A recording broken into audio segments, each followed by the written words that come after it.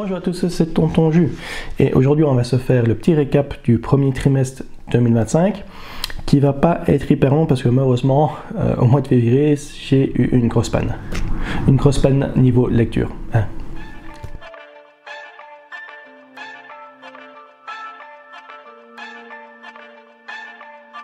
Alors on va commencer par les livres lus au mois de janvier.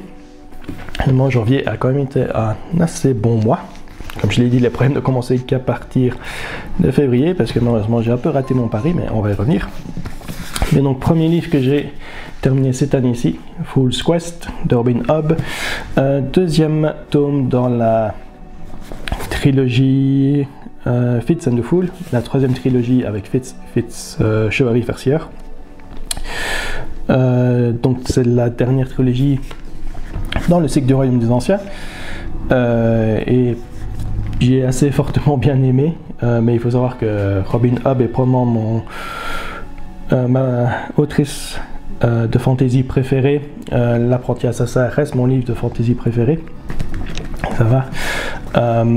Donc dans l'ensemble j'ai bien aimé, ça reprend les mêmes codes que les autres livres avec Fitz Chevalier Farceur, donc si vous avez aimé les autres trilogies, vous allez aimer celle-ci aussi. Le seul problème c'est qu'ici il y a un gros problème je trouve au niveau de la structure. C'est le seul point négatif vraiment du livre. Comme je dis, les points positifs, c'est la prose de Robin Hobb, très détaillée. C'est les personnages forcément, même si je sais que tout le monde n'aime pas le personnage de Fitz, mais les personnages sont extrêmement bien créés et ils sont vivants. Ça va, l'intrigue est pas mal non plus. Ici on a véritablement une intrigue. L'intrigue a été lancée assez tard dans le premier tome, ça va, mais ici on a une réelle intrigue. Et comme je dis, le problème c'est avant tout un problème de structure.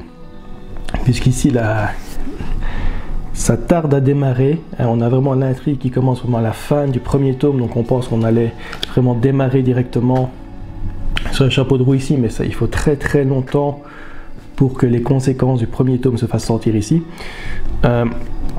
Et surtout, donc ici on a une sorte d'intrigue qui, dans ce livre 2 qui est quand même résolue.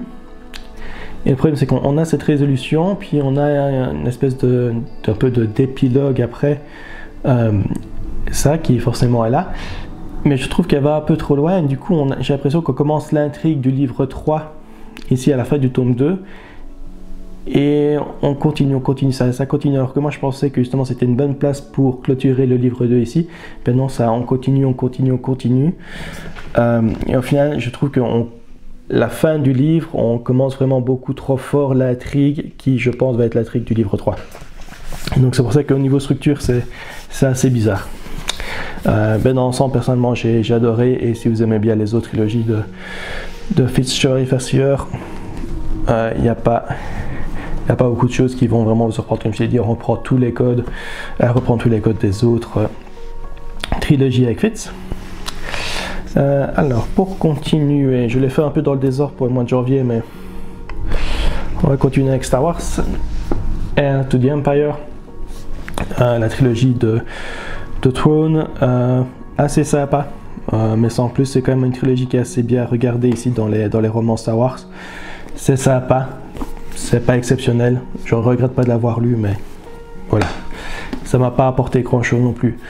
Au final, je me suis dit dans l'intrigue, il y a beaucoup trop de coïncidences qui font avancer l'intrigue, c'est un peu trop de facilité parfois, je trouve, c'est un peu ça.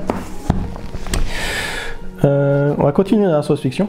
Philip K. Dick, Ubik. J'avoue qu'il m'a laissé un agréable souvenir. J'ai un peu relu mes notes à l'époque, j'étais un peu plus critique au moment où je lisais, mais ici quelques mois après, il me laisse un excellent souvenir. On est dans la science-fiction, on est vraiment dans la science-fiction old school, de la fin du 20e, pardon. C'est difficile de parler du livre sans le spoiler. Ça va, donc je vais pas le faire. Mais c'est... Si vous aimez bien la science-fiction dans la fin du 20e, c'est un des livres que vous devez lire. Vraiment, comme je l'ai dit, c'est un livre qui au final me laisse quand même un très bon souvenir. Celui-là, mais je ne sais pas vraiment en dire plus sans commencer à spoiler le livre, et spoiler le livre, c'est vraiment pas une bonne idée. Donc voilà, je ne vais pas en dire plus. Mais toujours est-il que C'est le deuxième livre de Philip K. Dick que je lis, et très clairement c'est un auteur ici que je vais devoir lire beaucoup plus parce que j'aime assez bien ce qu'il fait. Du coup, on va passer à des livres qui m'ont un peu moins plu. Un autre grand nom, Patrick Rothfuss, The Narrow Road Between Desires. Donc ici, un livre un peu standalone dans la trilogie King Killer Chronicles, voilà. Trilogie qui est toujours en cours puisqu'ils ont toujours le tome 3.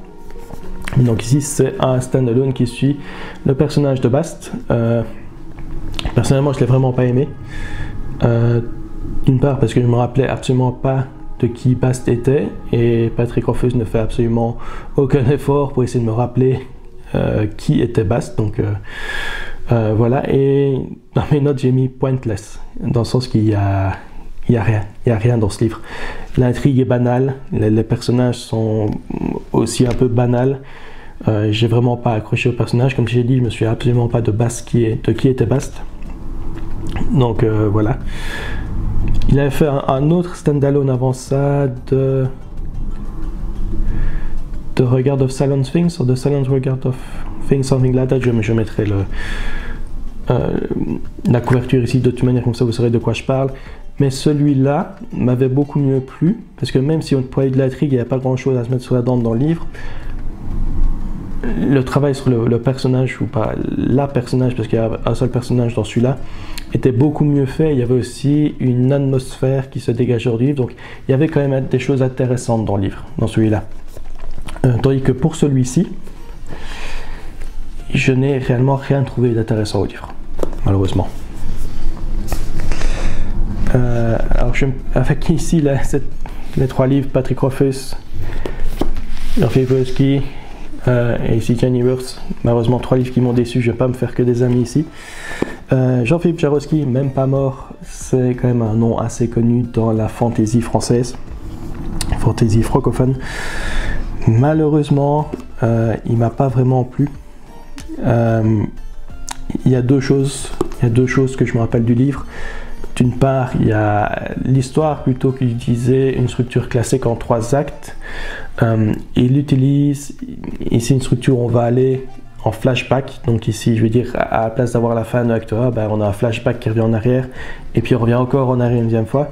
Et j'avoue qu'à chaque fois que j'arrivais à entrer dans l'histoire, que j'étais dans le rythme de l'histoire, pouf, on avait ce flashback qui nous fait revenir en arrière. Donc on oublie, enfin je ne vais pas dire qu'on oublie tout, mais on continue absolument pas l'intrigue qu'on a, puisque on retourne en arrière. Donc on a une autre intrigue qui commence, et j'avoue ça m'a saoulé. Ça m'a saoulé parce qu'à chaque fois que j'arrivais à rentrer dans l'histoire, pouf, on changeait de contexte et finalement on avait quelque chose autre chose. La deuxième chose que je me rappelle que j'ai pas aimé dans le livre, c'est au niveau des dialogues.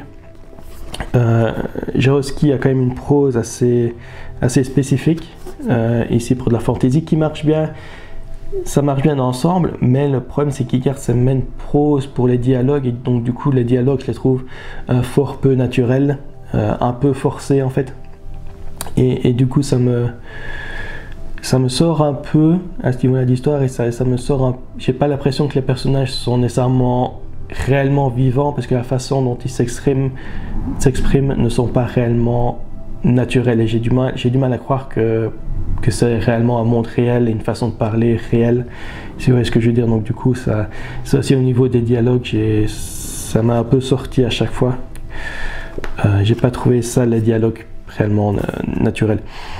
Donc j'avoue ici, tant que maintenant je ne compte pas continuer, ici même pas mort, j'essaierai peut-être d'autres livres de Philip Jarowski pour voir un petit peu. Mais voilà, il m'a déçu, en considérant la réputation que ce gars-là a. Alors une autre autrice qui a aussi très bonne réputation, Jenny Wirth, The Curse of the Miss Rave. C'est un livre, j'ai adoré le premier acte, ça va très très bon. J'ai lu qu'un seul livre d'elle pour l'instant, c'était la Daughter of the Empire, qu'elle a écrit en partenariat avec Raymond E. Fist, qui m'avait bien plu. Et je veux dire, l'acte 1 de ce livre-ci m'a extrêmement bien plu aussi. Malheureusement, j'ai complètement décroché dans le reste du livre, parce que les promesses qu'elle fait dans le premier acte ne sont pas tenues par après. j'avoue qu'ici on suit, grosso modo, on suit l'histoire de deux demi-frères qui sont censés être ennemis, mais qui vont devoir travailler ensemble alors qu'ils sont censés être ennemis. Et j'avoue, le premier acte est assez centré sur la dynamique, sur la relation entre ces deux demi-frères. Et c'est vraiment ça que je voulais avoir dans tout le livre. C'est vraiment cette relation-là que je voulais vraiment avoir en avant dans tout le livre. Et malheureusement, c'est pas vraiment le cas. La relation est importante dans le livre, c'est clair, mais elle n'est pas toujours mise en avant. Et voilà, et au final, ce qui se passe dans le livre, l'intrigue du livre, etc., j'ai pas trouvé ça hyper prenant, hyper engageant. Et donc je me suis un peu ennuyé. Au final, je sais que je l'ai passé à un moment donné, je suis passé en mode speed reading pour le finir. Et là aussi, au point de vue de l'intrigue, grosso modo, il s'est fini comme on pense qu'il va se finir. Il n'y a pas grand chose d'hyper original non plus. Le world building est assez original. Donc, pas nécessairement hyper original au point de vue de l'intrigue, mais le world building est assez original. Les personnages sont pas mal. Mais comme je l'ai dit, je m'attendais vraiment à avoir cette relation entre les deux demi-frères qui soit vraiment au cœur du bazar. Et au final, comme on suit différentes perspectives, etc., c'est pas vraiment le cas. Donc j'ai été un peu déçu par rapport à ça.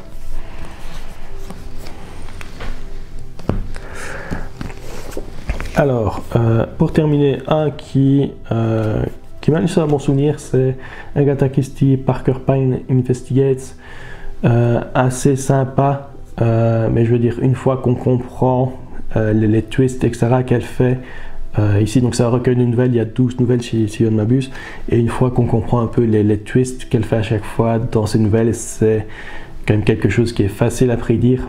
Donc voilà, c'est quand même intéressant à lire, c'est divertissant, c'est relaxant, mais une fois qu'on a compris le truc, c'est pas nécessairement hyper surprenant. Donc c'est plus le genre de livre si vraiment vous voulez lire de manière exhaustive tous les livres d'Agatha Christie, vous devrez le lire et vous n'avez pas regretté de le lire, mais si vous cherchez vraiment les meilleurs livres d'Agatha Christie, celui-ci ne va probablement pas être sur votre liste. Alors après ça, on va passer au mois de février. Donc pour ceux qui étaient là au mois de février, vous vous souvenez peut-être que je m'étais lancé le pari de faire un mois de février consacré à toutes mes reliques, à tous mes ancêtres, à tous mes vétérans de ma pile à lire, donc vraiment des livres qui sont vraiment depuis des années dans ma pile à lire et qui ne sortent pas. Je m'étais dit que je voulais vraiment me concentrer sur ça au mois de février. Et c'est vraiment à ce moment-là que ça a été la panne sèche. Donc ici j'ai commencé quand même 2 livres au mois de février, j'ai quand même pu éliminer 2 livres de la pile à lire, ces deux-ci, mais je les ai éliminés en les abandonnant. Donc ça a été deux DNF ici. Le premier c'est Fire in the Hole d'Elmore Leonard, puisque c'est un recueil de nouvelles avec notamment une nouvelle basée sur Ryland Givens qui a inspiré la série Justified avec Timothy Olyphant. Et c'est très clairement pour cette raison que je voulais lire le livre, c'était parce que j'ai adoré la série Justified. Le problème c'est qu'il n'y a qu'une seule nouvelle, en réalité il n'y a qu'une seule nouvelle avec Ryland Givens, donc il n'y a vraiment qu'une seule nouvelle ici par rapport à la série Justified. Et c'est là mon seul intérêt par rapport à ça, c'est que c'était lié à la série Justified. Les autres nouvelles, c'est beaucoup plus générique et j'avoue qu'elles m'ont pas impressionné plus que ça. Et donc voilà, une fois que j'ai lu la nouvelle avec Ryland Givens, j'ai parcouru un peu les autres nouvelles pour voir un peu de quoi ça parlait, mais j'ai pas trouvé ça non plus hyper original ou nécessairement que ça avait vraiment la peine de lire. C'est quand même assez classique au final. Alors, deuxième livre ici au mois de février que j'ai dû abandonner, The Black Prism, Brent Weeks. Le truc c'est que je l'ai lu il y a pas tant que ça, hein, il y a 2 mois. D'après mes données sur Storygraph, j'ai quand même lu 40% du livre. Je l'ai abandonné autour de 40%. Donc j'ai quand même lu pas mal. Et je dois dire que je me souviens de rien. Ça vous donne peut-être un peu les raisons de pourquoi je l'ai abandonné. Tout simplement, j'ai trouvé ça très très générique. au final. C'est une fantaisie. Je vais dire, il n'y a rien de mal fait, mais il n'y a rien de très bien fait non plus. Et je pense que globalement, si je me souviens bien de ce que j'ai mis sur Storygraph quand je l'ai abandonné, c'était vraiment ça. Qu'au final, c'est quand même fort générique et qu'il n'y a pas nécessairement grand chose qui me permet réellement de m'engager dans l'histoire et dans l'intrigue ici. Donc voilà. Alors comme je l'ai dit, à partir de là, en février, ça a été la panne. J'ai essayé d'autres livres. Une fois, je me suis rendu compte que voilà, je n'étais pas vraiment hyper engagé sur mes reliques. J'ai quand même essayé de sortir des livres plus récents, etc., qui me faisaient plus envie, mais là aussi, j'ai jamais réussi réellement à me concentrer sur mes lectures. Pareil au mois de mars, pas réellement réussi à me concentrer sur les lectures. Donc voilà, ça a été 2 mois beaucoup plus calme à ce niveau-là. Mais ici, j'ai quand même, du coup, je n'ai absolument rien lu au mois de mars, ni rien abandonné au mois de mars. Mais j'ai quand même, je devrais plutôt dire, je n'ai rien terminé au mois de mars, j'ai quand même lu un petit peu. Mais j'ai quand même 3 livres en cours. On va peut-être commencer par celui-là, puisque celui-là, je l'ai commencé aussi au mois de février. Ça faisait partie de mes vétérans que je voulais lire, Make Up Man, qui est une autobiographie de Michael Westmore, qui est un maquilleur hollywoodien, donc qui a notamment participé dans des projets comme Rocky, avec Sylvester Stallone, Rambo aussi, et bien sûr tout ce qui est Star Trek, à partir de Star Trek, la nouvelle génération. Donc ici je suis plus ou moins à la moitié du bouquin. Ça va, il y a des passages que j'ai trouvé hyper intéressants, comme je l'ai dit, par exemple tout ce qui concernait Rocky. Très intéressant. Il y a d'autres choses qui me parlent de projets que personnellement je ne connais pas, et donc ça, tout simplement, ça ne m'intéresse pas, mais ouais, quoi. Dans l'ensemble, il y a quand même beaucoup de choses que je trouve intéressantes, donc c'est quand même un livre que je continue à lire, même si pour certains passages je lis quand même assez rapidement. Ensuite, j'ai quand même essayé de démarrer, j'ai vraiment démarré, je suis vraiment tout au début, je pense, je suis pas sûr, j'ai lu le prologue et je suis dans le premier chapitre, je pense. Ah non, chapitre 3 là, donc j'ai lu, ici je suis au début du chapitre 3, donc je suis quand même pas loin. Et le livre est bien sûr Dragon Reborn de Robert Jordan. Donc voilà, je suis toujours qu'au début du livre, donc je ne sais pas vous dire grand chose pour l'instant. Tout simplement, on est dans la lignée des 2 autres, c'est tout ce que j'ai à dire pour l'instant. Et autre livre que j'ai en cours, que j'espère pouvoir terminer ce week-end, c'est L'épée, la famine et la peste d'Aurélie Wallenstein. Ici c'est aussi quand même une autrice assez connue de la fantasy française. Comme j'ai dit, c'était un de mes objectifs cette année, c'était de lire plus d'auteurs francophones en fantasy. Et celui-ci j'aime bien, mais on est vraiment dans le 3 étoiles, 3 étoiles et demie, où c'est j'aime bien, mais. Alors qu'est-ce que j'aime bien? J'aime bien le style de l'auteur, la prose de l'auteur, de l'autrice, je devrais dire. Très bon. Les personnages sont très bons aussi, c'est très centré sur les personnages, et c'est assez bien fait à ce niveau-là. Ça va. Mais c'est un peu ça le problème, c'est que j'ai l'impression qu'on est beaucoup trop centré sur les personnages. Donc du coup l'intrigue, donc maintenant je suis à 40% du livre. Il n'y a pas réellement d'intrigue générale, on suit avant tout 3 personnages et finalement l'intrigue est réellement liée au destin de ces personnages-là. Ça va, donc on n'a pas de superposition d'intrigue ici, où on aurait une intrigue générale et puis là, les autres personnages qui font leur développement. Ici on a vraiment une intrigue qui est vraiment l'intrigue des personnages en eux-mêmes. Ce qui n'est pas mauvais en soi, mais comme je l'ai dit, je préfère quand même des trucs un peu plus complexes à ce niveau-là. Par contre, c'est plus le world building qui, je trouvais quand même assez fort limité. Ça, je trouve ça un peu plus dommage.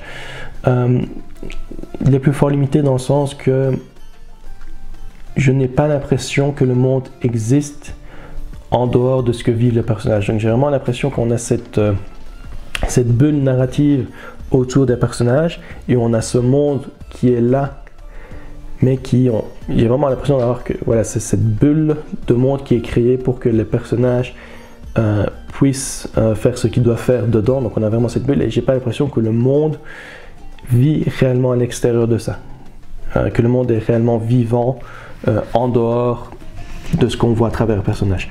Et donc je trouve le world building ici un peu léger à ce niveau là. Mais dans l'ensemble, comme je l'ai dit, je l'aime bien. Comme j'ai dit, mon avis il va finir en 3 et 4 sur 5 pour moi. Faut voir le reste du livre. J'espère quand même que l'intrigue va se lancer un petit peu plus maintenant. Je pense que les choses se précipitent un peu plus. Donc, à voir. Alors, donc ça c'est les 3 livres que j'ai en cours pour l'instant. C'est globalement ça que je vais continuer à lire ici en avril. Et je ne compte pas faire vraiment de liste à lire ou de pile à lire pour le deuxième trimestre, tout simplement parce qu'à l'heure actuelle j'ai quand même toujours du mal à me concentrer un peu sur mes lectures, donc je vais vraiment y aller au feeling sans ne rien m'imposer, que ce soit en quantité ou que ce soit au niveau de quel livre je vais lire. Donc ça va vraiment être un peu au feeling ici sans rien planifier. Par contre, je vais quand même essayer de reprendre mes hebdomadaires qui sortent le mercredi. Comme j'ai dit, j'espère pouvoir finir celui-ci ce week-end et donc en parler un peu plus pour l'hebdomadaire qui sortira mercredi prochain. Et donc sur ce, si vous avez aimé la vidéo, n'hésitez pas à liker, à laisser un commentaire et à vous abonner à la chaîne. Et moi je vous dis à bientôt pour la prochaine vidéo.